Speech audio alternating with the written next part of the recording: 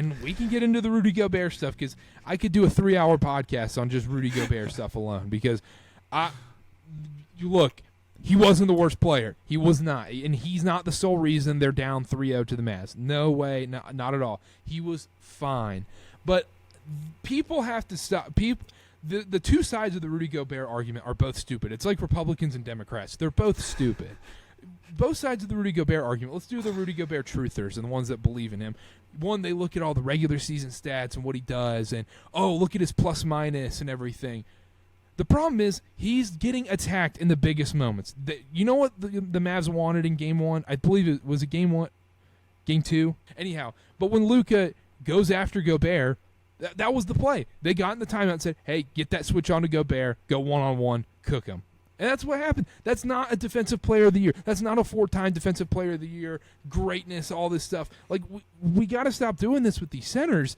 And also, the defense is fine. He's a great help defender. Unbelievable. One of the best help defenders, for sure. He's a fine post defender. The other problem is his offensive game is a liability. No questions about it. Especially in the playoffs, you can't spread the floor with him. It's just so tight in the paint, and he just offers nothing on the offensive end, especially without having a point guard that can really be a great lob threat to him. That's why I think the Trae Young or Garland rumors should be happening, because they can actually use him as a lob threat, unlike Conley or whoever else on the Timberwolves. But the offensive end, it's so bad. I mean, he gets a post up against Luka. Luka straight up just does the old man at the Y and just whap right around his right elbow. Whap, just right around him. Steal, easy.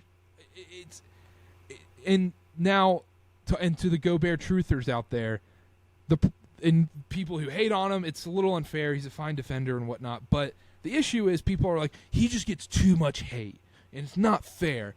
It 100% the hate Rudy Gobert gets is 100% fair. It's 100% fair. If you're a max guy and you get a generational trade haul for you, you should be judged accordingly.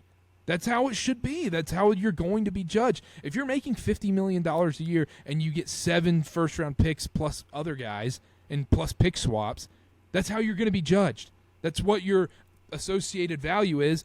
Guess what? He's nowhere near that, and that's the problem. And he should be judged like that, and he's just nowhere near that, and that's where the Timberwolves are in deep trouble, I think, for the future. And that's why Anthony Edwards is eventually going to have to force his way out, unless he's just like, man, I love Minnesota, and he's just going to be one of those guys. Yeah. For those listening, the Luka 3 was Game 2. My apologies. In Game 3, we had Jaden Hardy absolutely just iso balling on Hardy. Yeah. He's the one who wanted to go after him.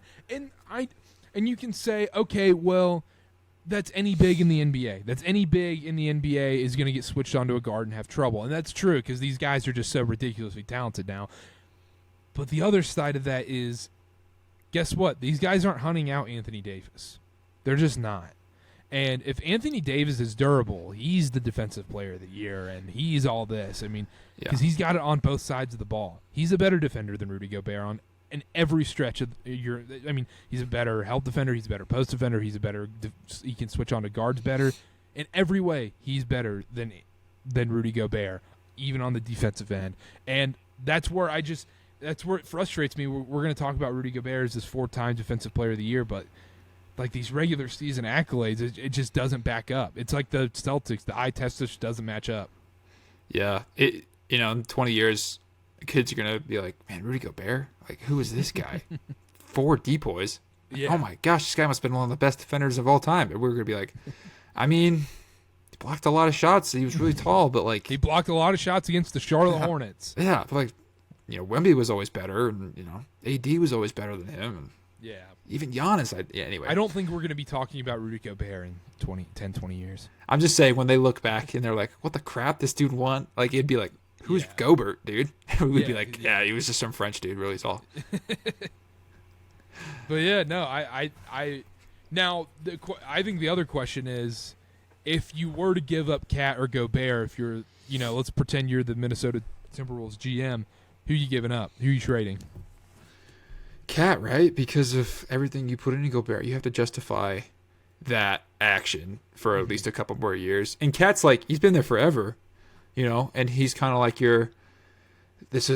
but then again, like maybe you want to keep him because of that. But for me, it's like Cat's kind of showing who you are, and Gobert's kind of like, we put all our marbles into this basket kind of deal. And so like, we're going to let Cat spread his wings and see what he can give us in return.